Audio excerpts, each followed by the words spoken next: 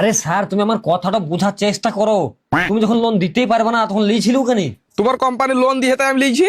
তাহলে তুমি কোম্পানিকে লোন দিবা না? না গো, আমি কাউকে লোন টোন দিতে পারবো না। তোমার যদি খুবই দরকার হয় তাহলে তুমি সুদে লাও গা। আরে স্যার, আমি আমাদের কোম্পানির লোন চাচ্ছি।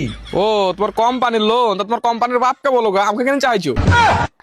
আরে স্যার, তোমার মাথা ঠিক আছে তো? আমি লোন কোম্পানিতে কথা বলছি। তাহলে আমার সাথে কে কথা বলছে? আরে বাংলা, আমি তোমার সাথেই কথা বলছি। কিন্তু তুমি তো লোন কোম্পানির সাথে কথা বলছো।